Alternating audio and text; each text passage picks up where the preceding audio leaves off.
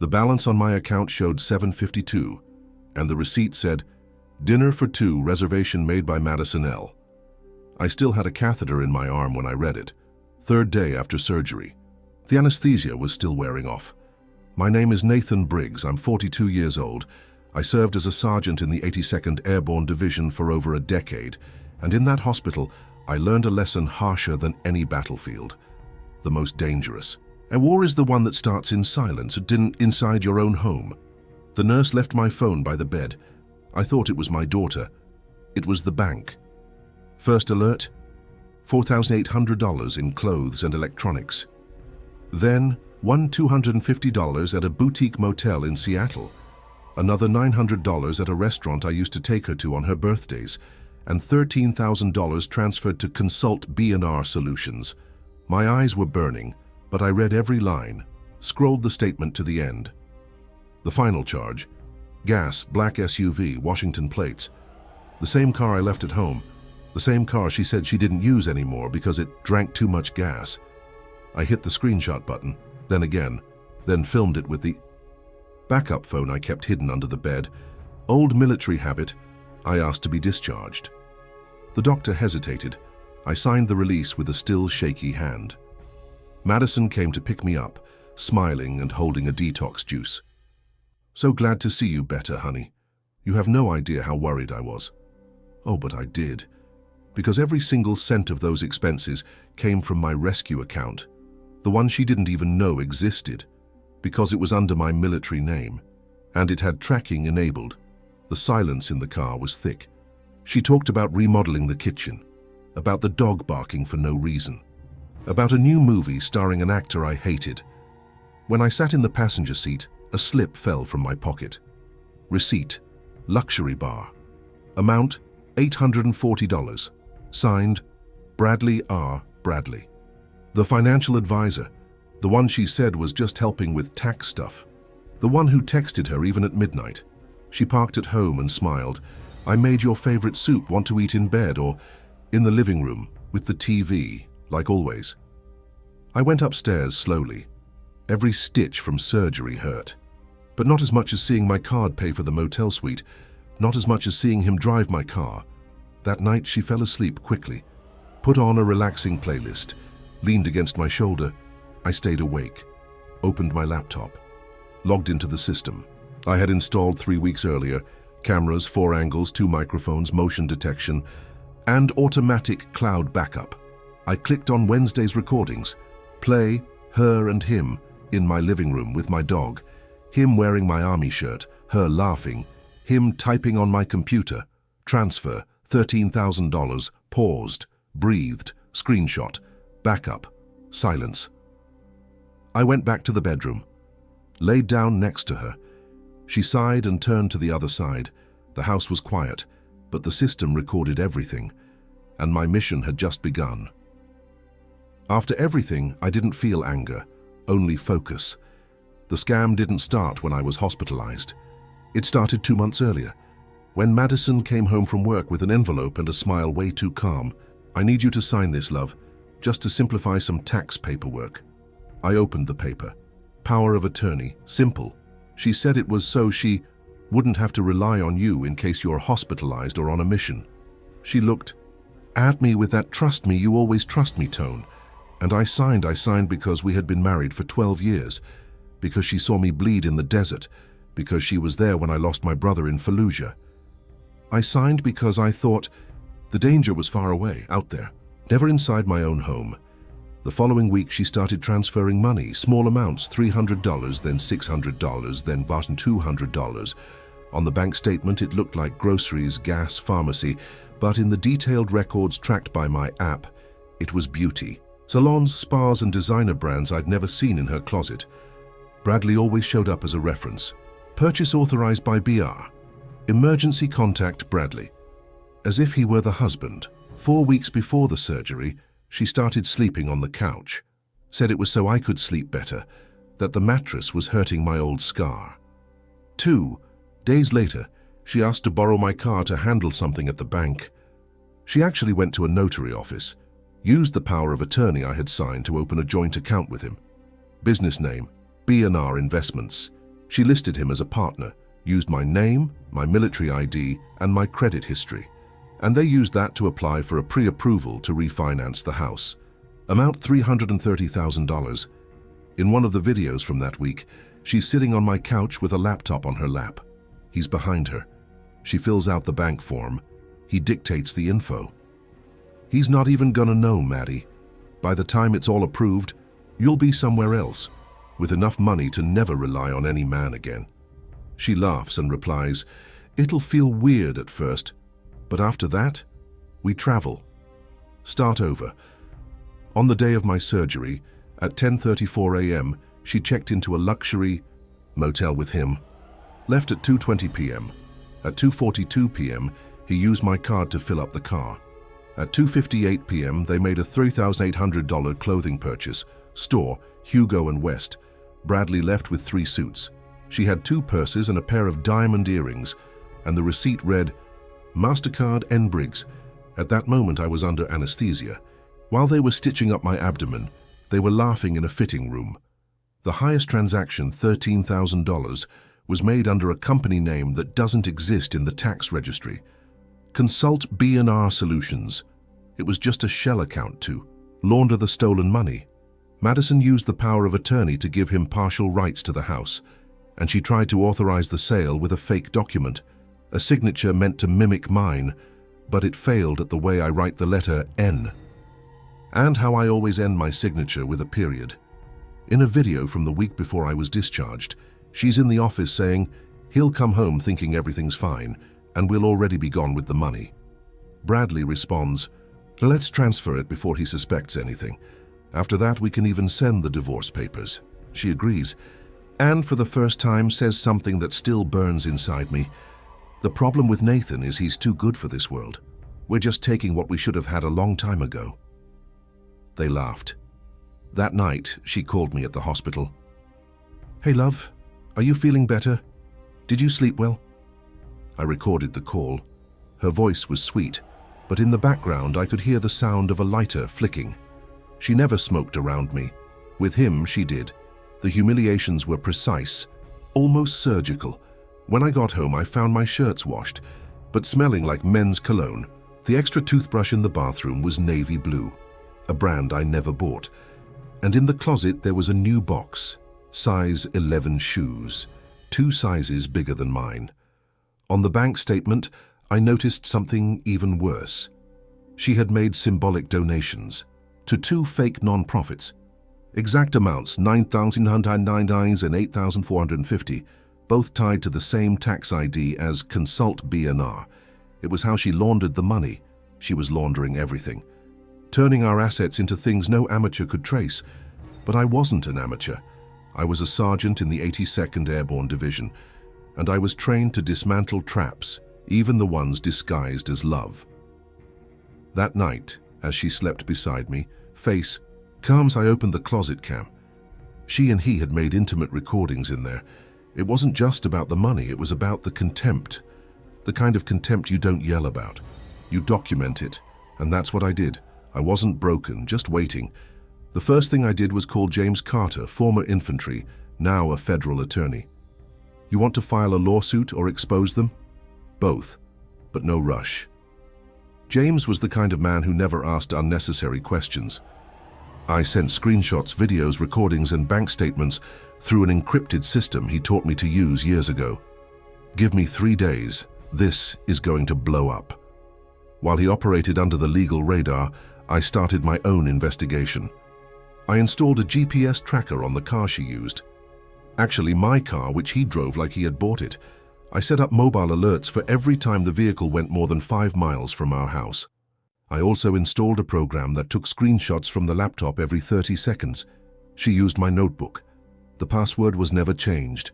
In just 5 minutes, I captured a mock-up of our house listed for sale with a realtor, messages between her and Bradley using phrases like almost clean and final payment.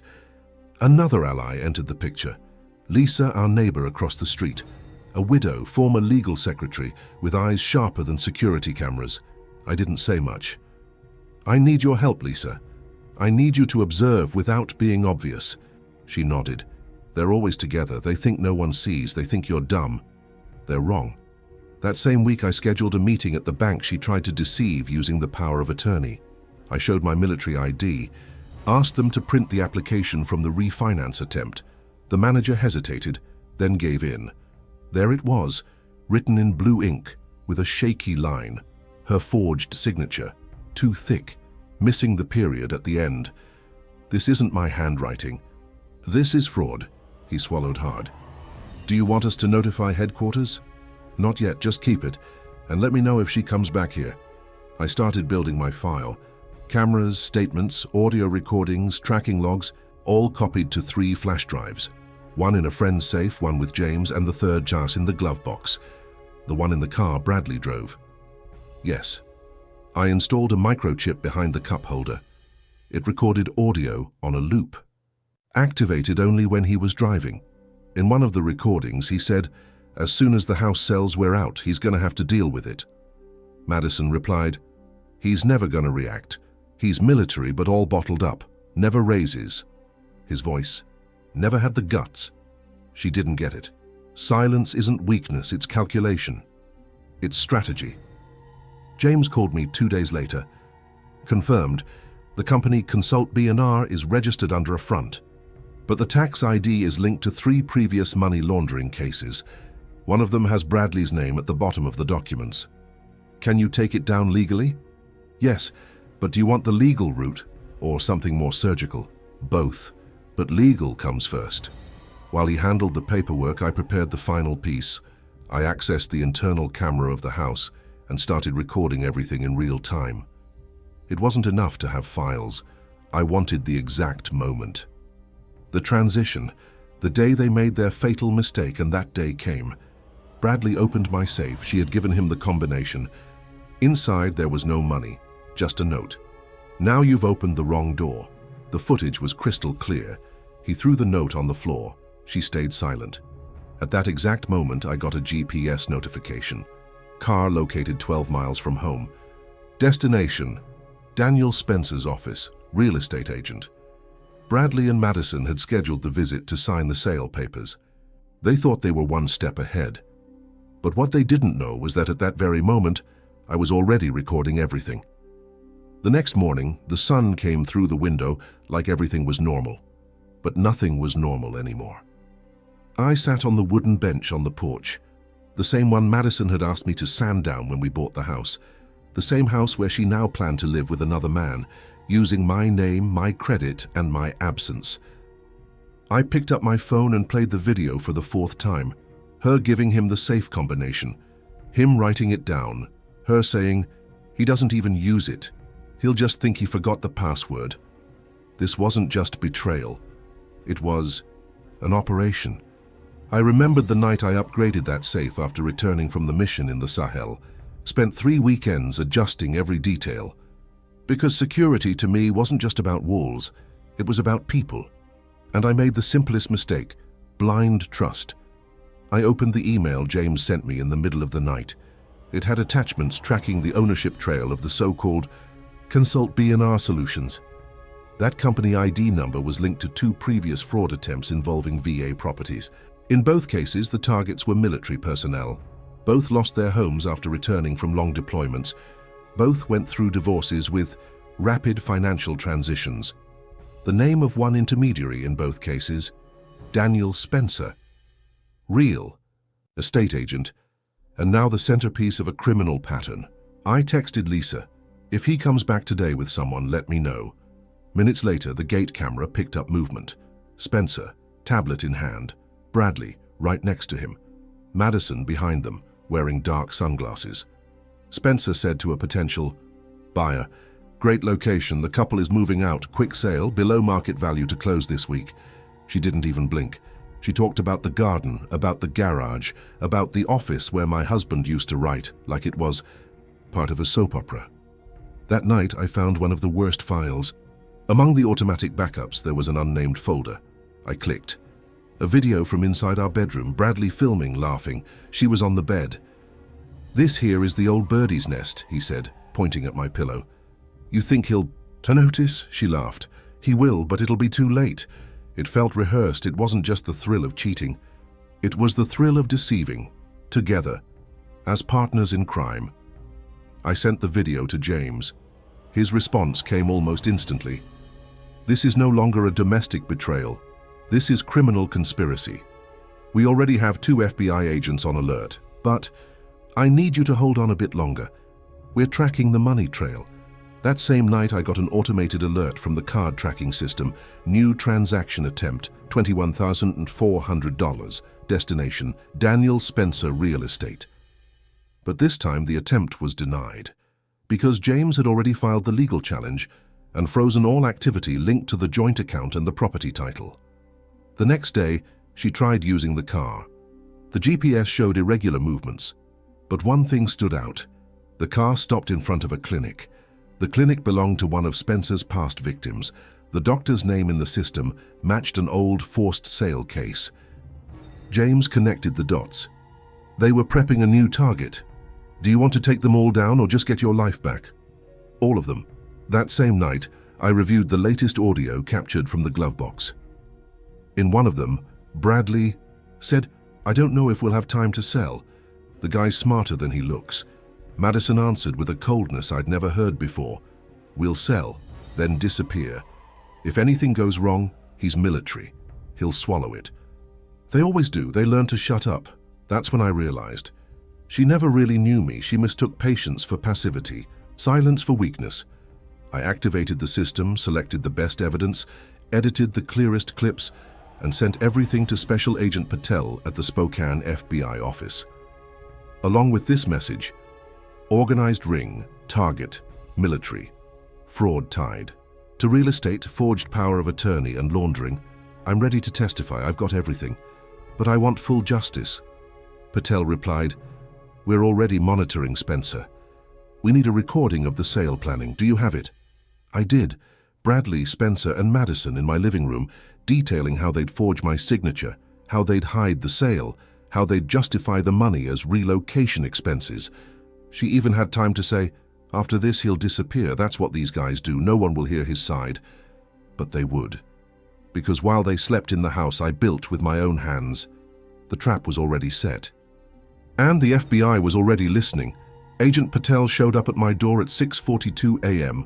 White shirt, dark tie, folder under his arm. "Mr. Briggs, we're ready." I just said, "Let's finish this." As we drove to the FBI office in Spokane, he updated me. "What you provided is solid. Videos, audio recordings, bank transfers, refinancing attempts with a forged signature, and the use of power of attorney for illicit purposes. But there's more. More. An anonymous tip confirmed that Daniel Spencer had already tried this. Same scam in at least 4 states. In 3 of them, the targets were women married to deployed military personnel. All the homes were sold below market value, always with the same excuse: marital emergency. I handed him my flash drive with the living room recording, Bradley, Madison, and Spencer discussing the terms of the sale, the pricing, and the timing of the disappearance. Patel listened silently. He signaled to Agent Donovan, his partner. They exchanged a look. "This seals it. We're going in with search and seizure warrants first thing tomorrow. You want to be there?" "I want to watch from a distance." At 9:12 a.m. the next morning, I was sitting in a rental car 2 blocks from my own house. Lisa, my neighbor, sent the message I'd been waiting for. 3 black cars just pulled up. One has a badge in the window. At 9:17, the doorbell rang. Bradley answered, half asleep, wearing my sweatshirt. "Bradley Reynolds, FBI. You're under arrest for bank fraud, conspiracy, and attempted real estate scam against a military beneficiary." He didn't even have time to put on his shoes. Spencer was arrested 5 minutes later, stepping out of the SUV with a briefcase. Inside, copies of the deed, the sale offer, and a form with my forged signature. Even the bank's broker confirmed, "That doesn't match Mr. Briggs's handwriting." Madison ran downstairs. Barefoot, wet hair, phone in hand. "What's going on? This is an invasion," Agent Patel responded calmly. "We have a court order. Fraud involving real estate, misuse of power of attorney, and facilitation of money laundering. You, Madison Briggs, are listed as an active accomplice." She turned pale, tried to argue, but it was Bradley. I just wanted to reorganize. The finances, you'll have the right to defend yourself in court, she cried. But no one responded. Inside the house, agents collected everything. Transaction documents, tablets with email histories, even prescription pads Madison had been stealing from the clinic where she worked. They had been selling prescriptions under other people's names. Another layer of the scheme. In the back seat of the patrol car, Bradley shouted, "She came up with the idea. I only joined later." And Madison yelled back, "Liar, you said it was just a simple sale." Local news cameras caught everything. Lisa, from across the street, posted a video with the caption, "Never underestimate a silent soldier. Maximum respect, Mr. Briggs." The phrase went viral in less than 24 hours. Support poured in from veterans, military spouses, even a state representative. 2 days later, I gave my formal statement. James came with me. The prosecutor read the final report aloud. Consistent evidence, structured fraud operation, unauthorized use of power of attorney, attempted sale of someone else's property, identity fraud, interstate connections matching, a pattern of scams. All of it initiated while the victim was hospitalized and in critical condition. Bradley was indicted for fraud, grand theft, document forgery, and criminal conspiracy. He got 13 years in prison. Spencer, the broker, tried to negotiate a deal, but his record worked against him. He received 16 years.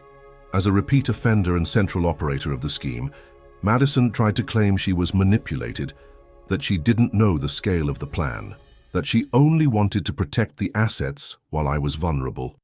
But the audio said otherwise. The footage said otherwise. The bank statement said otherwise. She struck a plea deal with the DA, confessed, gave up the house, the assets, and spousal support. Got 5 years probation and full restitution of stolen funds. At the final hearing, the judge looked at me. "Mr. Briggs, we thank you for your precision, your patience, and your sense of justice. Without your thorough documentation, this case wouldn't have moved forward. This court recognizes that your response wasn't one of anger, but of integrity, and that's what separates an ordinary man from a just man." Outside the courthouse, James patted me on the shoulder. "Mission accomplished, Sergeant."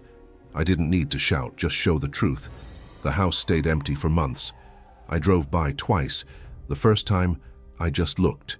The second, I closed my eyes and kept driving. I couldn't bring myself to go in.